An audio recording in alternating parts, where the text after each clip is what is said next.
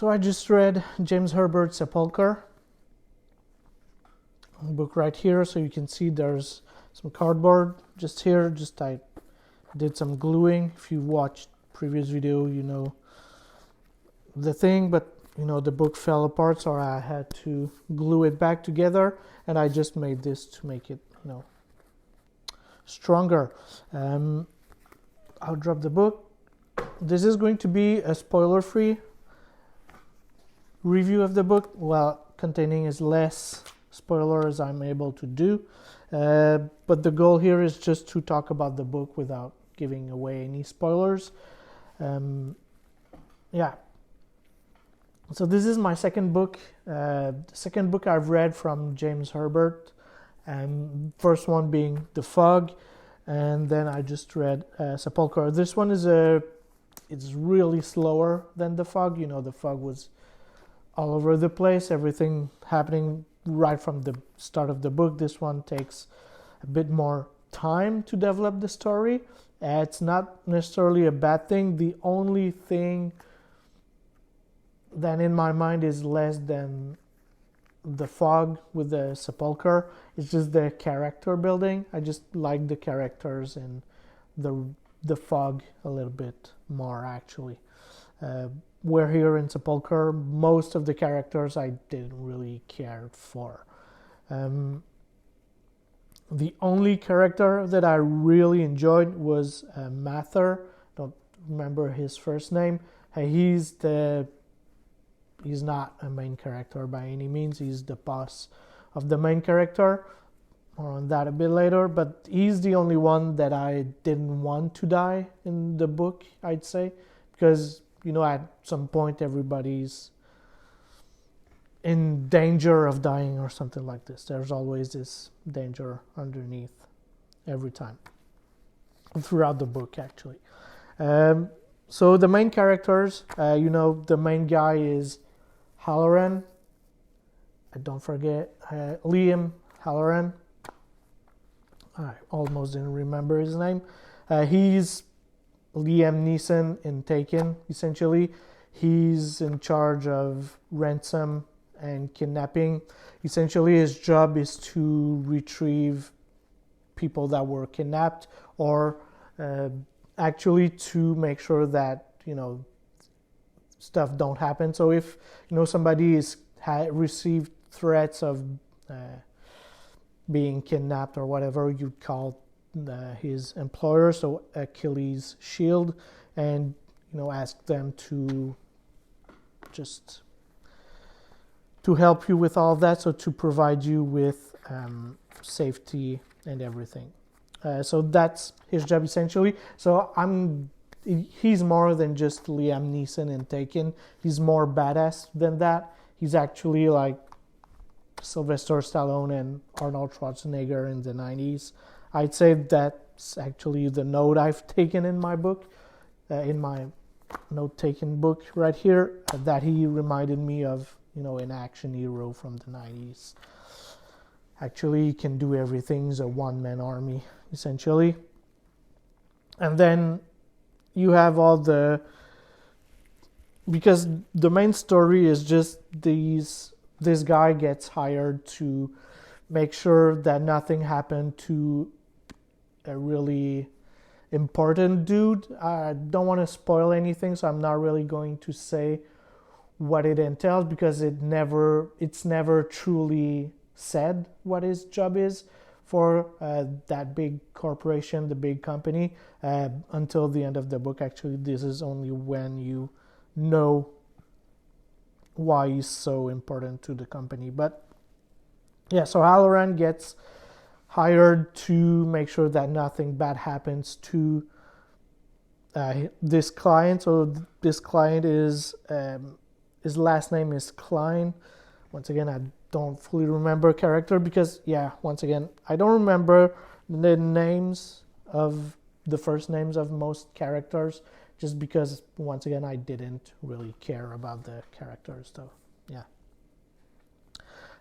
so Halloran is hired to make sure nothing bad happens to this guy. This guy already has some bodyguards, so 4 bodyguards actually. So Monk, who's a rapist and murderer.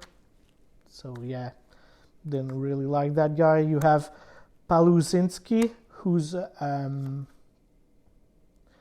Poland. Yeah. So he's from Poland. He's a cannibal.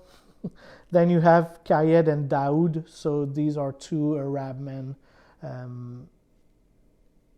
that are, in the service of this guy, Klein. But once again, I didn't really care about any of these guys. There's also a girl within the group, and she's kind of her secretary, to Klein. Her last name is Redmile. And essentially what we're told from the get-go is that Klein is some kind of psychic. He knows where to look for minerals, essentially. So we just go inside his head and he's like, there's minerals there. So for example, inside the book, he's talking about minerals. So copper, I think, copper. Deposit somewhere, and he's just, there's copper there, and there you go. But that's essentially the plot of the book. Once again, I don't want to spoil anything, so I'm just gonna end there because it evolves into something else, something more. It's not really horror. It deals with fantasy a little bit. It has some horrors element to it, but there are more towards the end of the book, when stuff goes down, and the psychic essentially, there was not really a plot against the psychic, but his life was in danger, actually. Not really what you thought. I'd say there's this plot twist at the end, which I enjoyed and kind of saved the book, in my opinion, because once again, I read the book and I didn't care for any of the characters besides not the main character, but his boss, essentially. It's the only guy that I kind of rooted for. But yeah, it's really slow paced, but the end of the book gets really intense. And what I like about this author and what I gathered from now, what I've experienced with these two books, being The Fog and Sepulchre, is that this guy knows how to write action and gore. It's very good. The end of the book was great, actually, which kind of, saved the book, in my opinion. The action scene was just very well crafted. I could follow the action quite clearly. He knows the limits of explaining too much and not explaining enough. Same thing as I said about The Fog. He just let your mind do the rest. He's just giving you enough information for you to imagine what's going on, and then just leaves it at that and let you do the rest by your own. But yeah, once again, if I would have started with this book, I think I still would have really enjoyed it and still would be interested in Mr. Herbert's other books. I'm still going to read more of his books. Actually, I've got another of his books planned, I think around September or something like this. But right after summer, I have this huge to-be-read list. I should do a video about that, actually. Talking about the list, it's just that some books, I might change some books here and there within that list, but no. So the other book by Mr. Herbert that I want to read is The Dark, which once again was mentioned in the comment of The Fog, actually. That's it for the whole Sepulchre book, though. Next book that I'm going to review, I'm actually reading it. It's The Dark Beyond the Stars. Now, I'm sorry, that's the cover. It's just a blue book. Dark Beyond the Stars by Mr. Frank M. Robinson. Can't wait to read more. I'm like 100 pages through the book right now. I don't really know what this story is about.